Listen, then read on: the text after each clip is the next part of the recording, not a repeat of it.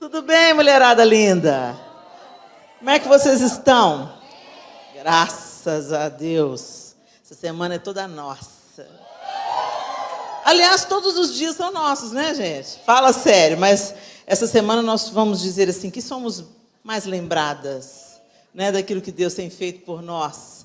E eu estou muito feliz de estar aqui com você. Nós estamos, né? Estou falando por mim e pelo homem que vocês concedem estar no recinto. O homem que tem que ganhar o prêmio do cara que mais frequentou congresso de mulheres na história do Brasil. A gente está muito feliz de estar aqui com vocês nesse tempo tão especial para falar sobre a beleza de ser mulher, né? O tema de hoje é simplesmente mulher. Uma coisa que a gente não é simples, né, gente? Vamos falar a verdade. Às vezes a gente é bem complicadinha, né? Às vezes a gente é tão complicadinha que nem a gente se aguenta. Vocês estão nessa fase? Não. Eu estou na menopausa, tem dia que eu não dou conta de mim. Então eu fico pensando, meu Deus, imagina conviver comigo, se nem eu estou me entendendo, se nem eu estou me aguentando, né? Mas o fato é que esse simplesmente nos remete para a maneira como nós fomos criadas, né? Deus faz das coisas simples, coisas poderosas, né? E a gente inventa muita moda, mas Deus é um Deus simples. E na simplicidade, há profundidade e beleza. Então, a gente vai refletir, vai aprender um pouco com as mulheres que cercaram Jesus hoje. Mas antes da gente falar sobre isso, eu queria que a gente tivesse uma reflexão sobre esse tempo que a gente está vivendo, como uma introdução. Esse tempo a gente está vivendo um tempo muito confuso sobre a feminilidade, né? Ou a gente vive um estereótipo, uma feminilidade estereotipada, ou a gente vive algo que nada tem a ver com o feminino, que é o avesso do feminino.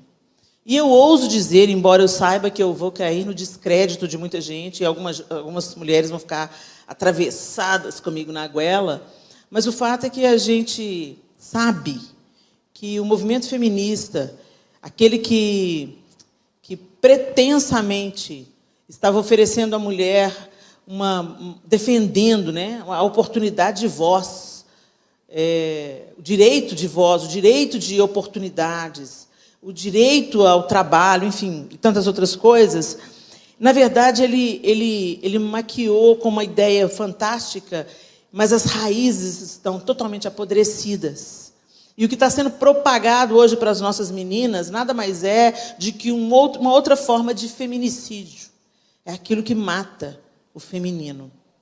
Em muitas culturas, equivocadamente, em pleno século XX ainda, algumas culturas veem apenas o homem como a imagem e semelhança de Deus. Pasmem, mas isso é verdade. Mas a Bíblia mantém o equilíbrio entre unidade e diversidade, enraizadas na própria Trindade. Então, a mulher foi criada também à imagem de Deus. Começa por aí. Criou Deus, pois, o homem à sua imagem, a imagem de Deus o criou, homem e mulher os criou. E Deus os abençoou e lhes disse: sede fecundos, multiplicai-vos, enchei a terra e sujeitai-a. A ordem foi para os dois. Dominai sobre os peixes do mar, sobre as aves dos céus e sobre todo animal que rasteja pela terra. A ordem foi para os dois. Isso está em Gênesis 1, 27, 28. Mas a gente já conhece o fim da história, né? E eu faço uma brincadeira que, Helena, por que depois da queda o Senhor estabelece que o desejo da sua mulher vai ser para o seu marido? Por que o Senhor estabelece, então, a liderança masculina? Porque isso aconteceu depois da queda, gente, né? Por que Deus faz isso, gente? É porque poder é demais, né? Poder demais, sem governo, vai dar ruim. Não. Então, Deus sabe o que faz. Confia.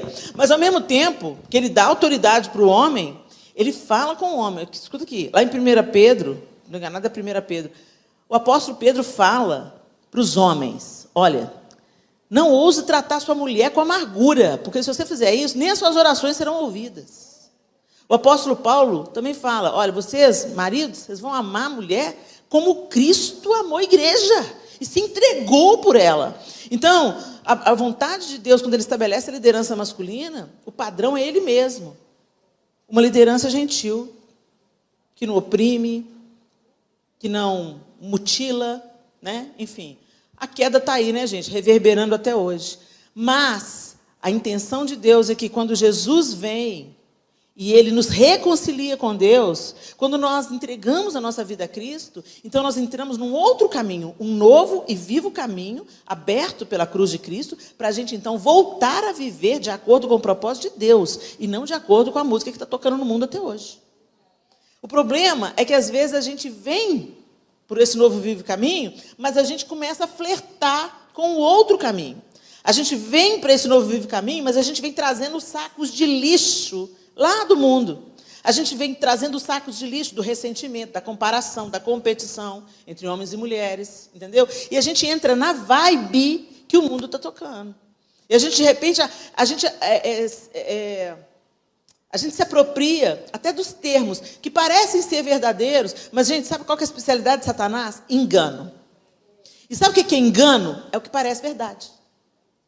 Engano, por exemplo, uma joia. Você vê uma joia, você olha para a joia, você pensa, é joia.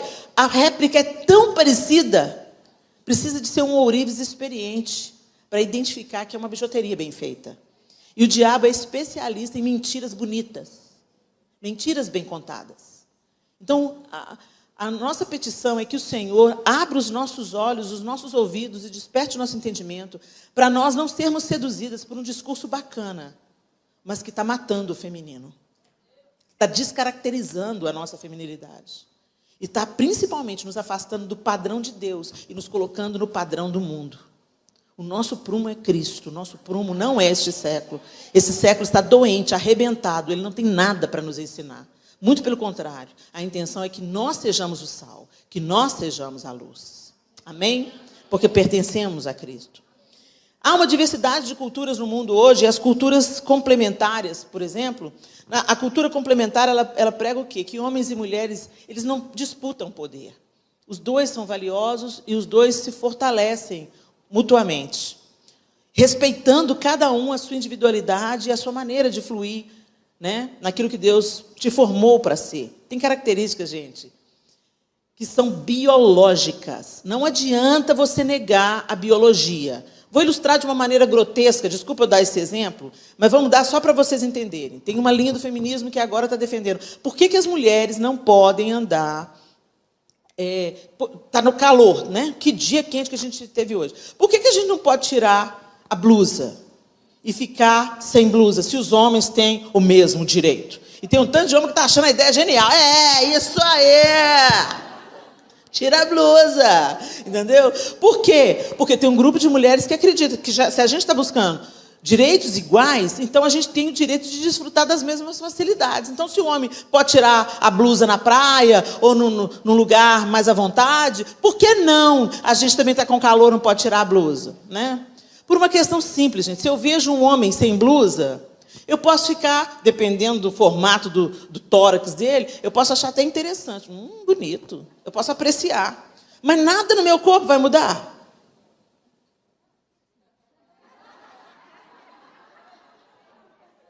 Ereção é biológico. O cara não pensa, vou ter uma ereção. Ele se sente atraído. Ele quer pegar. Né? E o corpo responde imediatamente. Não dá para negar.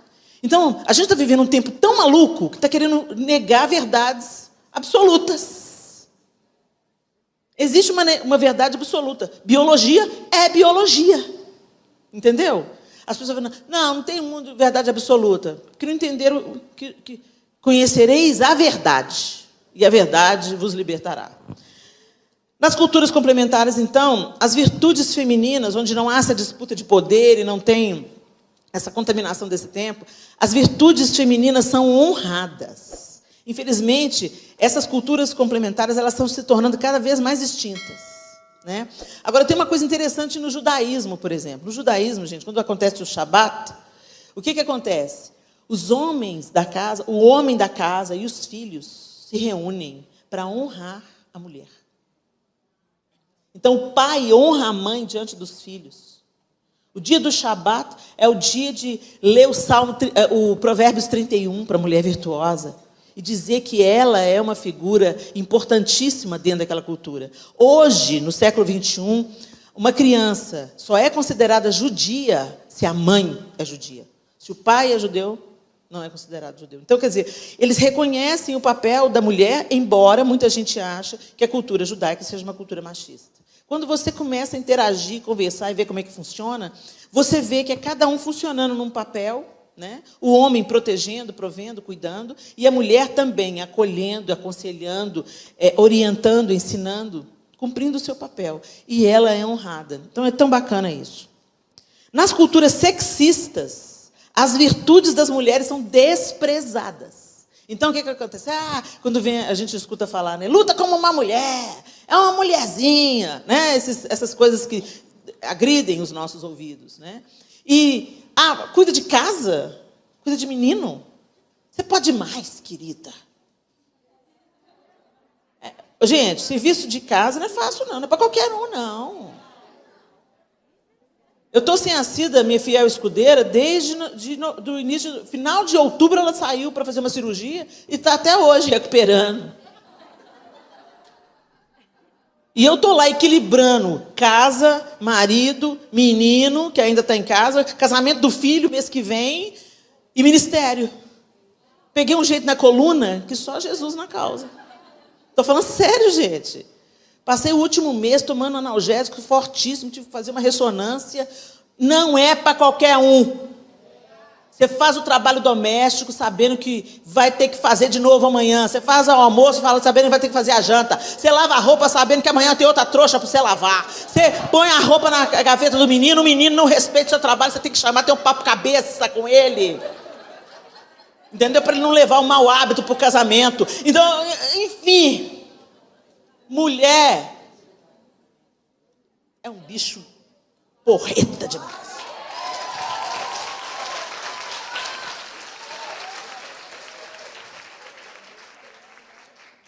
Mas nas culturas sexistas, né? Infelizmente, a gente tem isso aqui, essas benesses. Inclusive, as mulheres fazem coro com esse pensamento sexista. Então, você tem uma mulher que escolhe, por exemplo, cuidar da casa, se dedicar à criação dos filhos, outra mulher chega e fala assim, você só faz isso? Dá vontade de tacar a mão na cara dela. Desculpa, gente, eu estou convertendo dia após dia. Nas culturas feministas, as virtudes femininas se pervertem. Presta atenção. E afirmam-se principalmente por suas ações. Então, na cultura feminista, a gente está totalmente inserida nela. Você tem valor se você vai lá, você faz, você conquista, você trabalha, você ganha, você dirige, você nada, você é Mulher Maravilha. Você dirige até um avião invisível. E tem um laço da verdade. Né? A Mulher Maravilha virou para um símbolo até para a gente. Só a gente, que a gente não é maravilhosa sozinho, não. Nós precisamos uns dos outros. Nós precisamos dos homens. Fica essas mulheres arrotando aí. Não precisa de homem para nada. Então entra no esgoto quando ele estoura. Sobra um prédio de 20 andares, fica pendurado lá limpando vidro. Nessa hora elas afinam, elas querem ocupar as cadeiras, o poder, e falar e acontecer, e quer salários iguais e tal. Beleza, quer salário igual? Então, vai lá, encara o esgoto. Quando estoura o cano d'água, chama o homem. Eu nunca vi uma gari correndo atrás do caminhão, mulher. Nunca vi. Já vi elas limpando as ruas, varrendo as ruas, e, aliás, fazem isso com muita dignidade. Mas correndo atrás daquele caminhão insano, eu nunca vi uma mulher. E pode saber, se tem uma, é atleta. Não, sério, gente, porque a estrutura feminina não aguenta. A nossa força é outra. A nossa força é outra. Esse problema na minha coluna, sabe o que aconteceu? Eu estou com um problema na coluna e tal, a gente está fazendo a faxinão para o final do ano. Tinha um vaso meu para mover de lugar. E ele não é daquela resina, ele é de cimento, concreto. Aí a valentona. Fui lá e peguei o vaso. Deu ruim. Minha força é outra, foi usada para parir 4 meninos. Se o João precisar de parir os 4 meninos, gente, se fosse homem para parir os meninos, a humanidade tinha sido extinta. Né? Eles têm uma gripe.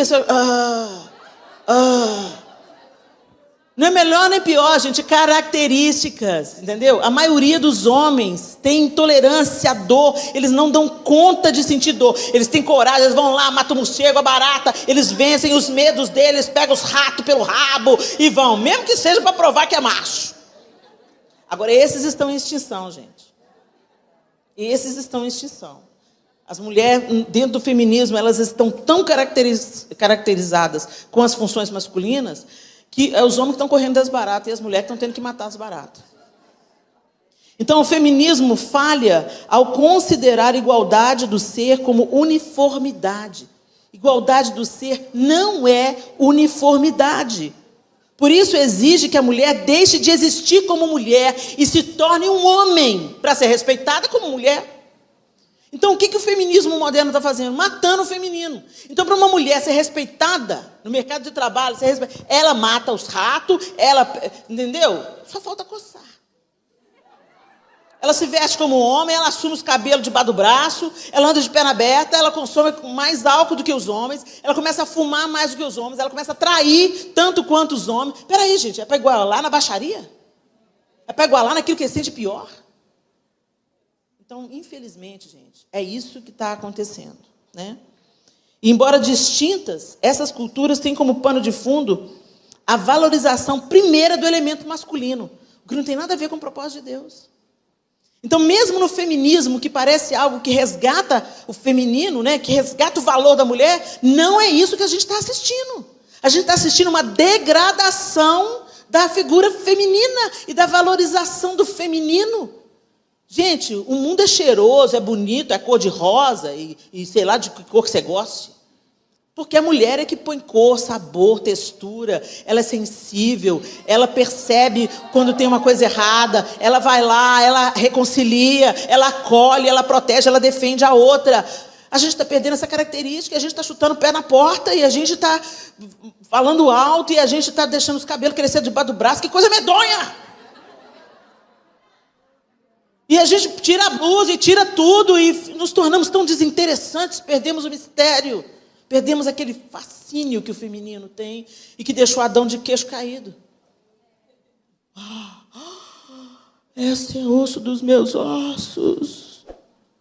A intenção de Deus é que o queixo continuasse caído, mas o homem olha para a mulher, parecida com ele, mas com a cabeça bem mais complicada, e fala, vou ficar com o meu par, com o meu igual. Eu queria mulher para quê? Complica demais a minha vida, tem TPM, menstrua. De vez em quando tem uns ataques, doida por chocolate, depois você larga para lá, hoje ela está boa, amanhã não está. Não, vou caçar isso não. Gente, isso está causando uma disfunção no nosso mundo. Então não sejamos ignorantes quanto a isso. Não sejamos ignorantes quanto a isso. Vamos voltar para o plano A. Vamos ver o que Deus quer fazer com a gente. E aí muitas pessoas cantam aí o mistério de que foi o movimento feminista que conquistou a posição da mulher novamente, que resgatou a mulher, que levou a mulher. Não, quem fez isso foi Jesus.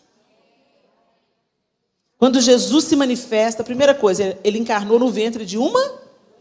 Ele podia ter brotado no mundo, mas Deus colocou ele no ventre de uma menina que devia ter 16, 17 anos. Uma virgem de Nazaré. O Deus eterno confia o seu filho a uma mulher. E a um homem também. Porque Jesus só está na linhagem de Davi por causa de José. Então, os dois são importantes, certo? Mas eu queria passear com vocês por uns textos aqui, para vocês entenderem o que eu quero dizer nessa noite. Em Lucas 8, de 1 a 3, Lucas registra o seguinte. Eu estou usando a versão NVT, tá, gente? Então, se tiver um pouquinho diferente da sua Bíblia, só fica comigo aqui, que a gente vai viajando junto. As mulheres, Lucas está escrevendo, a Teófilo. As mulheres serviam a Jesus com o que possuíam. Pouco tempo depois, é isso que eu estou dizendo, as mulheres serviam a Jesus com aquilo que elas possuíam. O texto bíblico começa no verso 1 e vai até o verso 3 do capítulo 8 de Lucas. Pouco tempo depois de quê?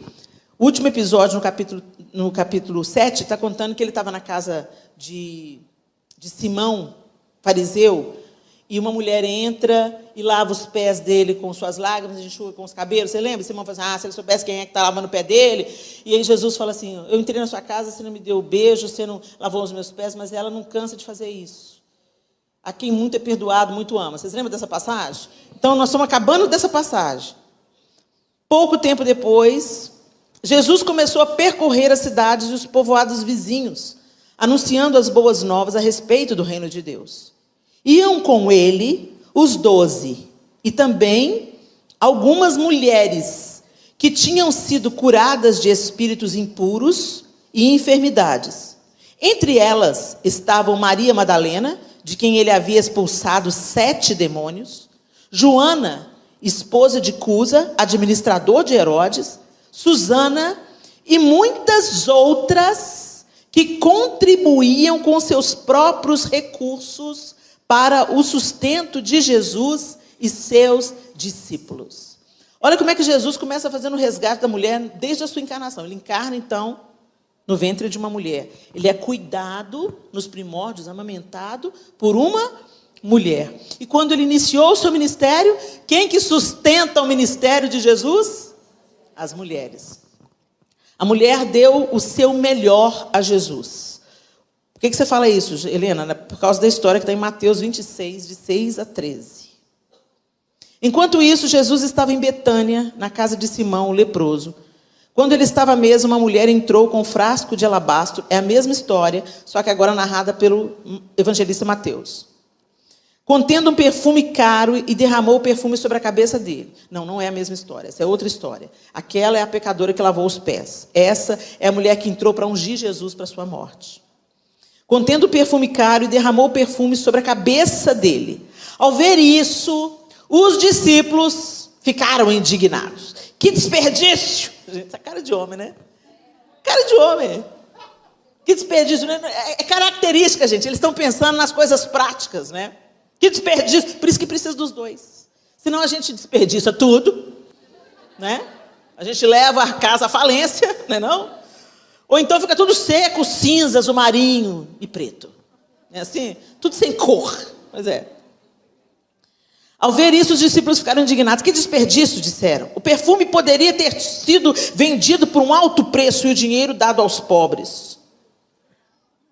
Jesus, sabendo do que falavam, disse: por que criticam essa mulher por ter feito algo tão bom para mim? Eu amo a NVT por causa dessas traduções assim. Por que vocês estão criticando? Porque ela fez algo bom para mim. Vocês sempre terão os pobres em seu meio, mas nem sempre terão a mim. Ela derramou este perfume em mim a fim de preparar meu corpo para o sepultamento. Eu lhes garanto, onde quer que as boas novas sejam anunciadas pelo mundo, o que essa mulher fez será contado, e dela se lembrarão. Olha nós aqui, mais de 2000 anos depois. Uma mulher advertiu Pilatos quanto a Jesus. Pilatos está lá conversando com Jesus já, né, para condená-lo.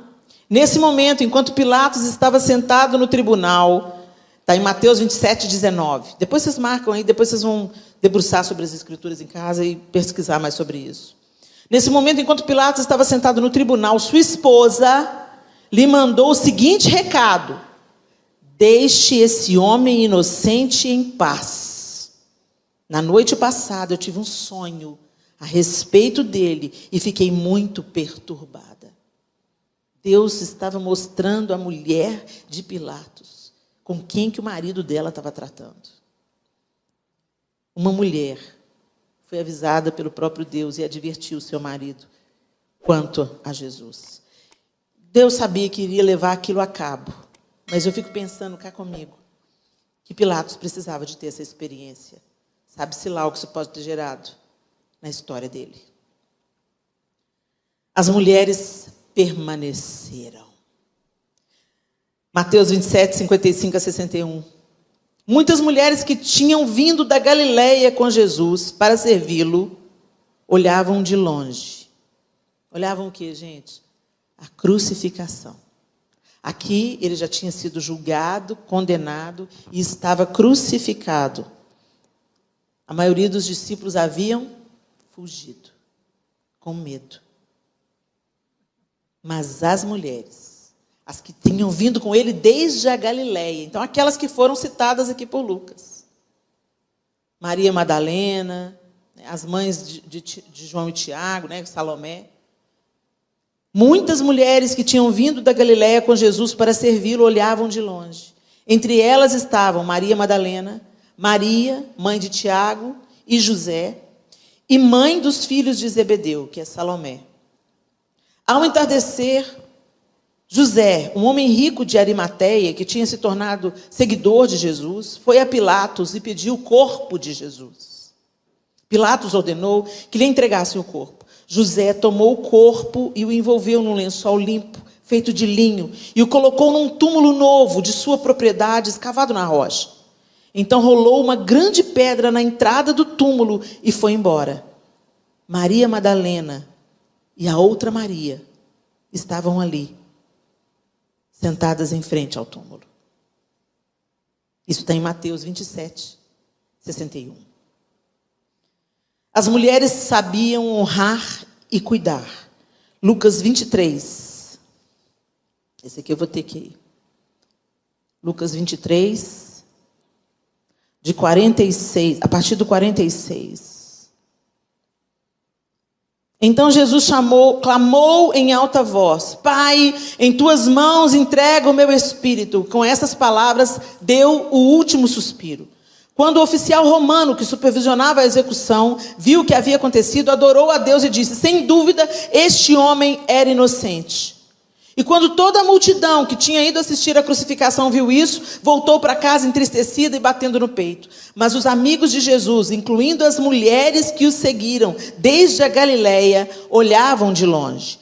Havia um homem bom e justo chamado José, membro, e aí narra a mesma história agora no olhar de Lucas. O que eu quero chamar a atenção mais uma vez: as mulheres da Galileia seguiram José e viram o túmulo onde o corpo de Jesus foi colocado. Depois, foram para casa e prepararam especiarias e perfumes para ungir o corpo. No sábado, descansaram, conforme a lei exigia. Aí passa para o capítulo 24. No primeiro dia da semana, bem cedo, as mulheres foram ao túmulo, levando as especiarias que haviam preparado. Vamos até aí. Por que as mulheres foram fazer isso, gente? Porque quem morria como criminoso na cruz não tinha esse direito de ser ungido. Não tinha esse direito. Era amaldiçoado. Não tinha esse direito. Ficava otorrando lá na cruz até julgado para lá, em alguma vala qualquer. Não tinha essa preocupação, esse negócio de ungir o corpo, passar especiarias e tal. Isso era uma coisa para alguém que estava sendo honrado, cuidado, lamentado, por quem estava sofrendo e estava guardando aquele corpo com todo o seu carinho e honra. Então, é muito mais do que um bando de mulher querendo fazer firula. Elas estavam honrando o seu mestre. Elas estavam com ele, mesmo quando ele era apenas um corpo sem vida. E é isso que eu quero chamar a atenção de vocês aqui. E aí no capítulo 24 de Lucas, continua no verso 2. E viram que a pedra tinha sido afastada da entrada. Quando entraram no túmulo, não encontraram o corpo do Senhor Jesus. Enquanto estavam ali perplexas, 2 homens apareceram vestidos com mantos resplandecentes. As mulheres ficaram amedrontadas e se curvaram com o rosto em terra. Então os homens perguntaram: por que vocês procuram entre os mortos aquele que vive? Ele não está aqui, ressuscitou. Lembrem-se do que ele lhes disse na Galileia. É necessário que o Filho do Homem seja traído, entregue nas mãos de pecadores, seja crucificado e ressuscite no 3º dia. Então lembraram-se. Quem lembrou, gente? Eram elas que estavam ali assistindo. Lembraram-se dessas palavras de Jesus. E voltando do túmulo, foram contar aos 11 discípulos, porque Judas já tinha se matado, e a todos os outros que havia acontecido. Maria Madalena, olha lá aí de novo, Joana, Maria, mãe de Tiago, e as outras mulheres que as acompanhavam. Gente, que mulherada linda. Relataram tudo aos apóstolos. As mulheres foram as primeiras testemunhas da ressurreição.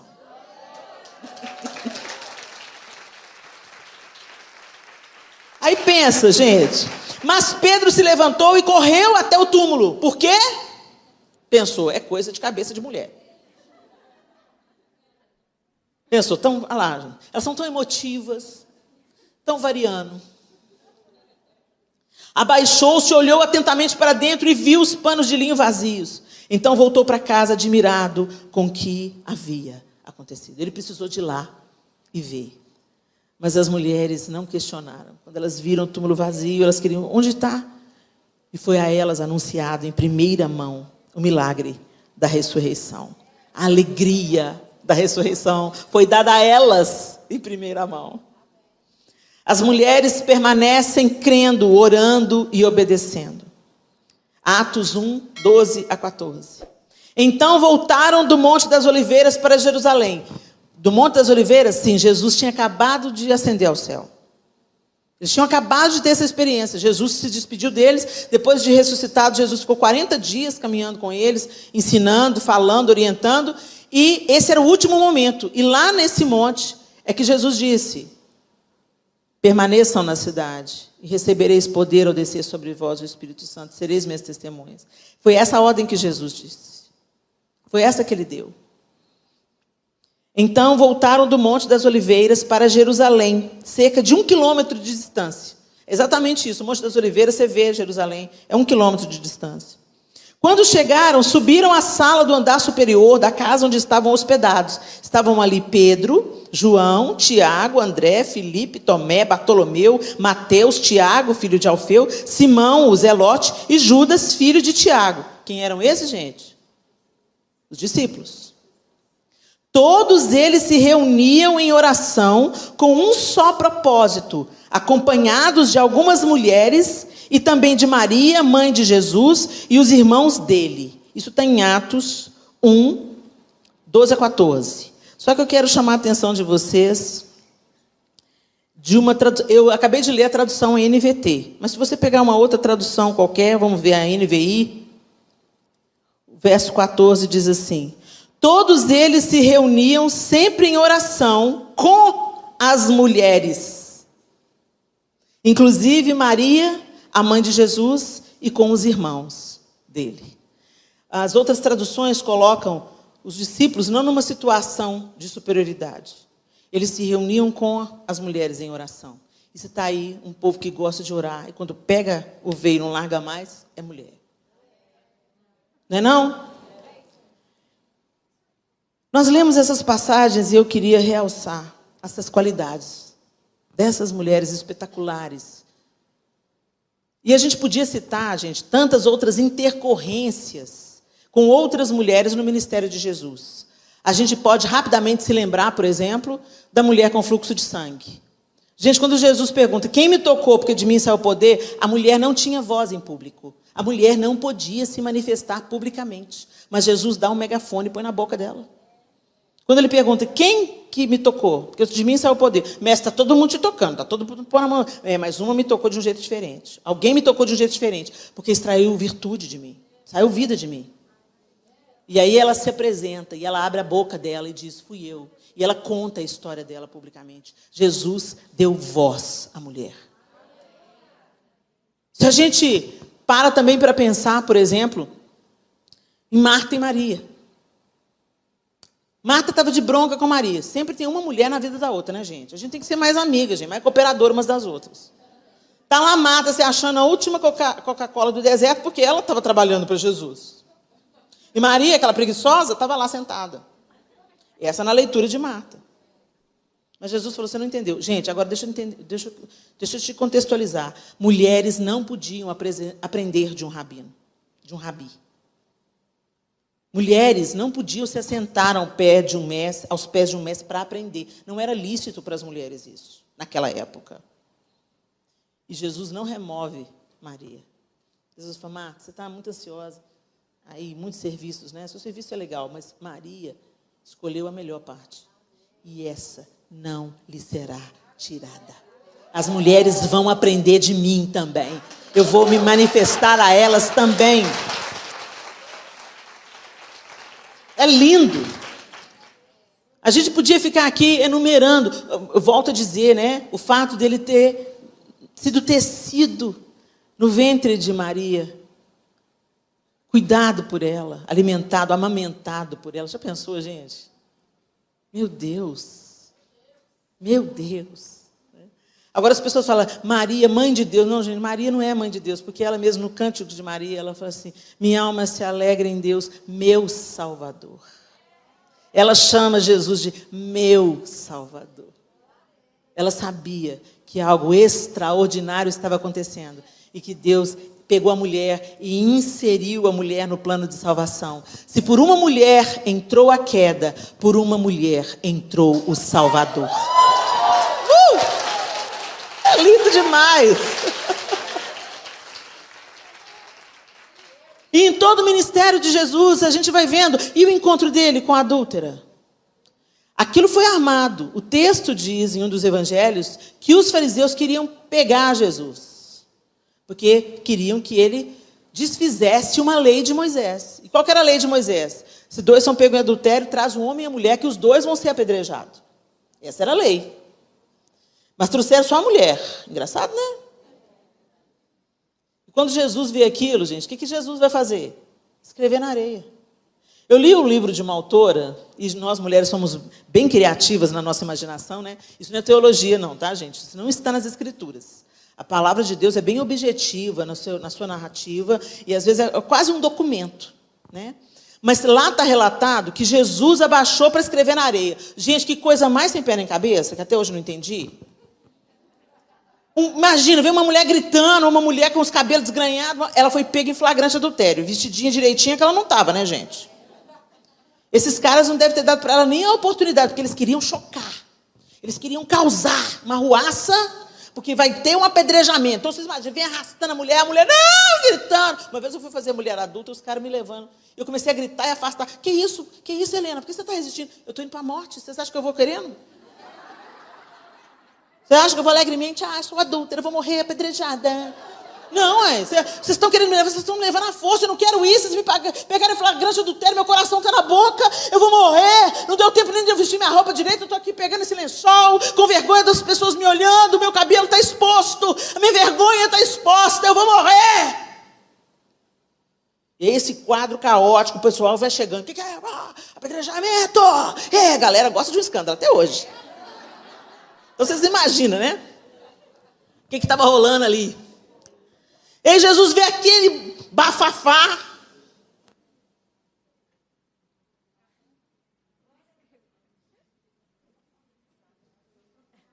Escrever. O que acontece nesse caso, gente? Eles querem saber o que ele está escrevendo. Não é não? Se ele começa a escrever alguma coisa na areia, o que ele está escrevendo? Tira os olhos da mulher.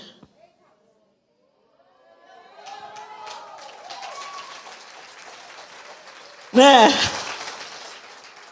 Isso não está na Bíblia não, gente, mas eu gosto de imaginar, porque isso é a cara de Jesus. Ele chama a atenção para si, enquanto ela se organiza, enquanto o coração vai voltando para o batimento normal, enquanto ela tem tempo de pegar o lençol que ela pegou da cama rapidão e vai passando no cabelo, porque ela está envergonhada, ela não quer que aquelas pessoas vejam o rosto dela, não quer que o povo veja a nudez dela, não quer que o povo veja a vergonha dela.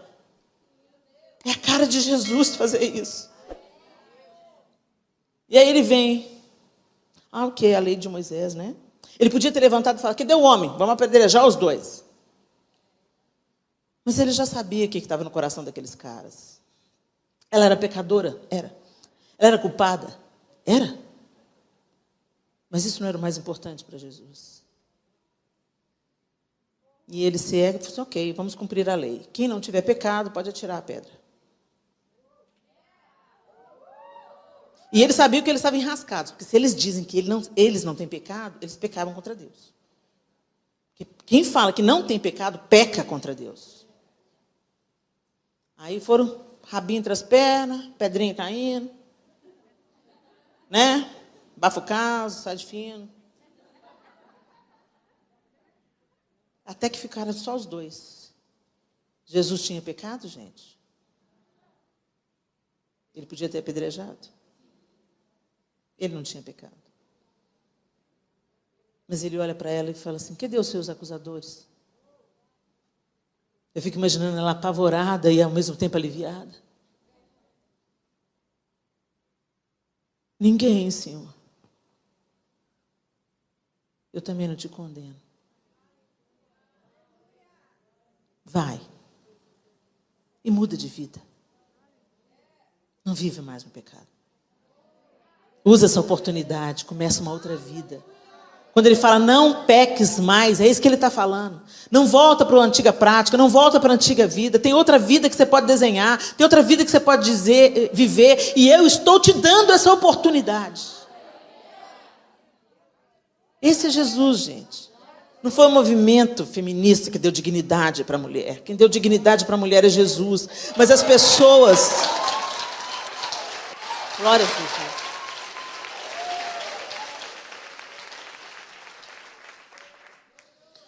Quando eu vejo um grupo de mulheres se alegrando e celebrando porque elas ganharam o direito de abortar.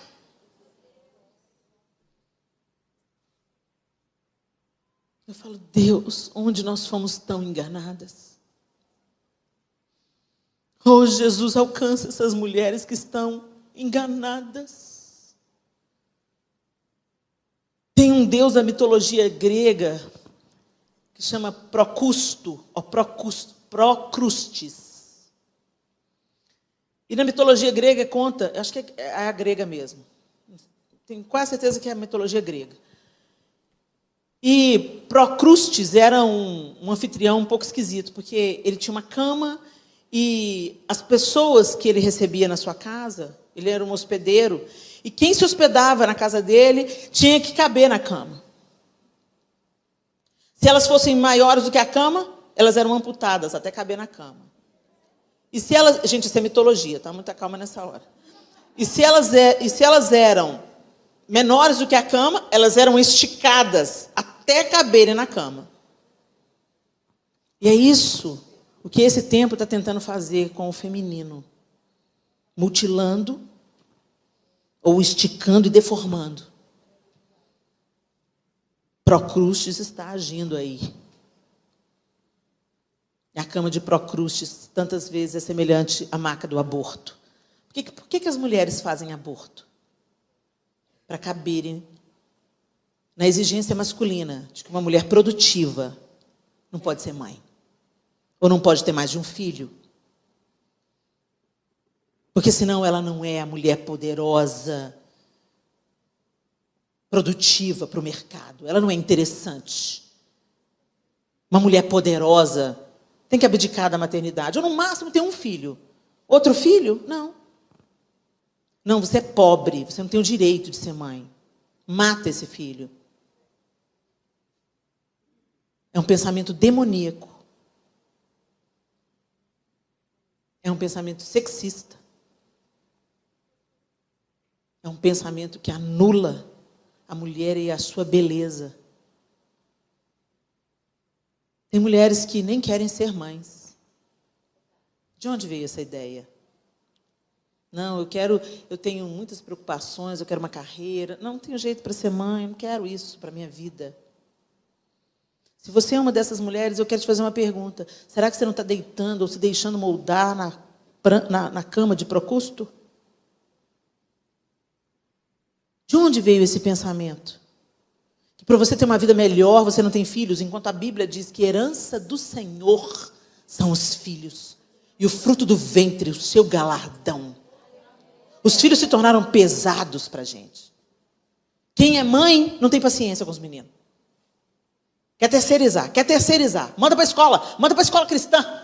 Manda para a escola dominical, vamos ver se a igreja dá jeito nesse menino. Por quê? Porque a gente tem que trabalhar, a gente tem que fazer acontecer. Essa pandemia mostrou para a gente, um tanto de família em crise, porque voltou todo mundo para casa. E ficou todo mundo desesperado. Porque está todo mundo viciado no ópio de Satanás. Que você tem que produzir, que você tem que trabalhar, que você tem que fazer, que você tem que acontecer. Ô, gente, não vamos ser aqui ignorantes, né? A gente sabe que existem realidades e desafios sociais na nossa sociedade, que hoje muitas mulheres vão para o mercado de trabalho E eu não tenho nada contra o trabalho, não, tá, gente? Eu não tenho nada contra a mulher ter uma carreira. Até porque a gente é multitarefa, né? A gente faz um tanto de coisa ao mesmo tempo, e isso é lindo. Mas, gente, quando vem a maternidade, ela tem que se sobrepor ao mercado. E é por isso que muitas estão abrindo mão da maternidade. Estão escolhendo a outra parte, não a melhor parte. Elas estão aceitando a barganha de Satanás. Vem cá, eu te dou uma carreira promissora. Para que, filho, gente? Esse mundo está tão difícil. O diabo e as suas meias verdades. Esse mundo é tão difícil, tão violento. Você vai pôr um filho no mundo. Esse mundo precisa dos seus filhos. Filhos santos, filhos ungidos, filhos cheios do Espírito Santo. Mas para um menino ser santo, ungido, cheio do Espírito Santo, você tem que pôr a mão na cabeça dele, você tem que ministrar sobre ele. Você tem que ser discipuladora e não só mãe. Você tem que gerar o menino agora com o joelho. Você gera primeiro com o útero, depois com o joelho. Você até vê Cristo formado nele. Mas isso dá trabalho, então a gente terceiriza e vai trabalhar. E muitas vezes, gente, a gente não vai trabalhar porque ou a gente quer se realizar ou pagar conta, não. A gente vai porque a gente não dá conta. Porque é uma tarefa árdua, cansativa, repetitiva. Por que você acha que Deus deu tanta palavra para a gente? Não é para a gente ficar xingando e fofocando, falando mal da vida alheia. É para a gente repetir para o menino 572 vezes. Já escovou o dente? Vai lavar esse pé? Passou desodorante? Está assistindo esse BBB por causa de quê? É para isso que a gente tem mais a palavra. Vem cá, meu filho, vamos orar. E aí você ora pela família toda, pela descendência, pela ascendência. É para isso que a gente tem muita palavra. Mas o prumo que está direcionando a nossa vida é totalmente desse século. Então a gente veio para um novo e vivo caminho e a gente está cheio de saco de lixo. Carregados, apinhados das meias verdades de Satanás. Tem até camiseta escrito: sou obrigada. Não sou obrigada. Não é gostoso falar? Fala aí. Não sou obrigada. É bom falar, não é? Mas deixa eu te falar, isso é uma meia verdade. Você é obrigado assim, porque quem tem responsabilidade não faz só o que quer. Faz o que precisa ser feito. Então, que o Senhor nos ajude, meninas. Que o Senhor renove a nossa mente, como o apóstolo Paulo falou, olha, se vocês querem viver a boa, perfeita e agradável vontade de Deus para vocês, tem uma condição. Vocês não podem ser formadas na forma deste século. Vocês não podem agir e pensar como este século. Vocês têm que transformar o seu entendimento na verdade de Deus. Aí sim vocês vão poder experimentar a boa, perfeita e agradável vontade de Deus para vocês. Mas a gente está aceitando a barganha de Satanás, gente. E ele é o mestre das seduções. A mesa que ele põe é apetitosa, sedutora. Mas é veneno. E nós vamos pagar o preço. Que a gente não seja modelada pela amargura de outras mulheres que não souberam administrar sua vida. Que a gente não seja modeladas por homens que não vivem o propósito de Deus para a masculinidade, mas que nos tornemos as poderosas. Sabe o que é empoderamento? Vamos falar de empoderamento? Sabe o que é empoderamento? É educar a próxima geração de homens. Com uma nova mentalidade, com respeito. Minha mãe ensinava aos meus irmãos. Entrou uma mulher grávida no ônibus, dá lugar. Você é jovem, ela está carregando uma criança no ventre. Respeita. Minha mãe ensinava, uma menina pode estar pelada na sua frente. Você vai tratar com dignidade.